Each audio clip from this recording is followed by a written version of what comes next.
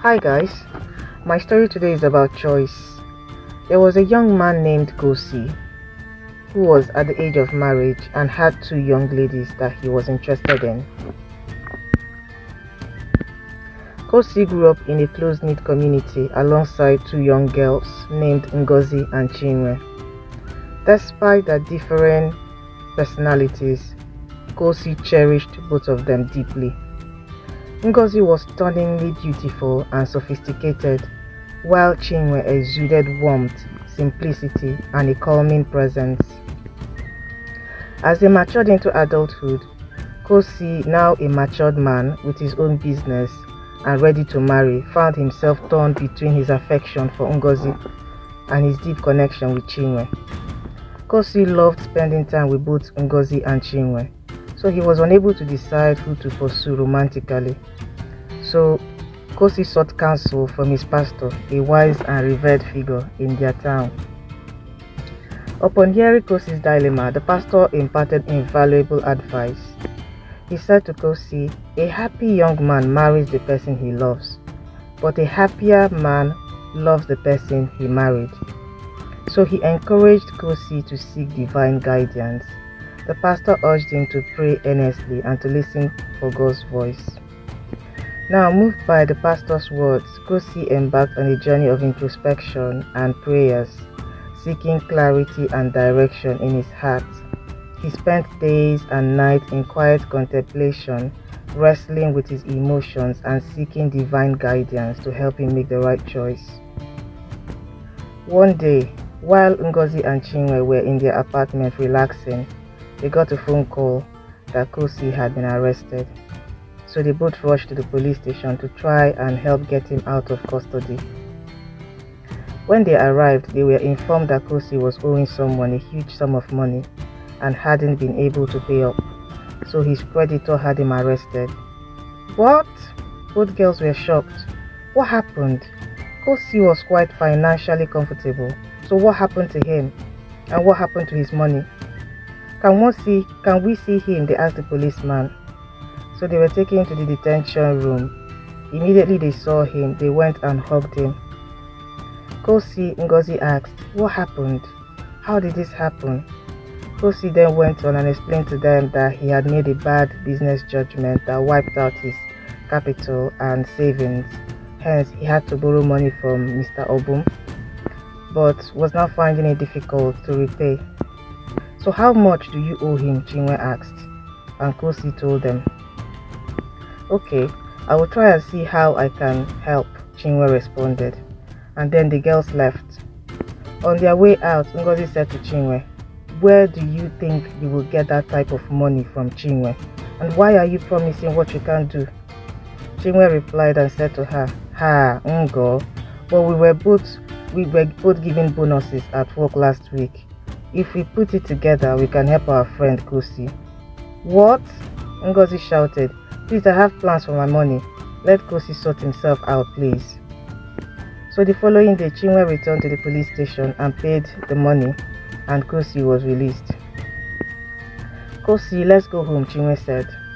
And Kosi thanked her for her kindness and then asked her how she came about the money she used to pay the debt with. "Kosi, don't worry, I didn't have to borrow or steal the money. It is money that I had saved up." So Kosi then thanked her again.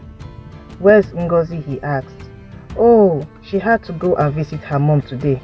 She will come to the house later to see you." So as they made to leave, Kosi said to Chinwe, "Chi, I'm sorry, I didn't really explain the extent of the misfortune that befell me. I lost my house as well. I don't have anywhere to go to now." "Don't worry, Kosi," Chinwe said. "We have a spare room in our flat. I'm sure Ngozi won't mind you living there till you get back on your feet." "Oh my God," Kosi exclaimed. "How will I ever pay you back?" Kosi was overwhelmed with emotions. "Chinwe, I'm very grateful. Thank you so much for all you have done for me." "Don't worry about it," Chinwe responds. "What are friends for?" So they head home to the girls' apartment, and Chinwe proceeded to settle Kosi in the spare room. They were seated in the living room watching a movie when Ngozi returned back. "Oh, Kosi, you are here," she said to him. "Hi, Ngo. How was your visit with your mom?" She's okay, Ngozi replied with a false smile. She then pulled Chinwe aside and asked her what Kosi was doing in their flat. And while Chinwe tried to explain to her that Kosi had nowhere to go, Ngozi was livid with anger. "Why did you have to bring him here?" she asked Chinwe.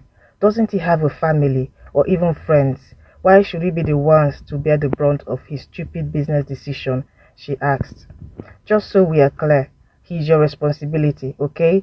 Please don't get me involved in this mess." Unknown to them, Kosi heard everything that they were saying, and Kosi felt bad because he really loved Ngozi. The days went by, and Chinwe did all that she could to make Kosi happy because she felt bad about what had happened to him. Her reasoning was that it could have happened to anyone. Everyone makes mistakes. So she encouraged him to not lose hope. She told him to keep trying. As long as there was a will, there must always be a way. So Kosi has been a good friend to both she and Ngozi, and she will not abandon him just because he made a bad business decision. Just when Kosi began to settle down and, getting used to living with Ngozi and Chinwe, something happened that made Kosi discover another side of Chinwe that he hadn't seen before. She was violent. So Chinwe usually takes a taxi home from work. One day after she arrived home, she got into an argument with the taxi driver about the fare amount. Chinwe was so angry. She was screaming and shouting so much that Ngozi and Kosi heard her voice, as did a few of their other neighbors, and they rushed out to see what was happening. "Oh, so you think you're smart, right? I will show you madness today." Chinwe was fuming at the taxi driver.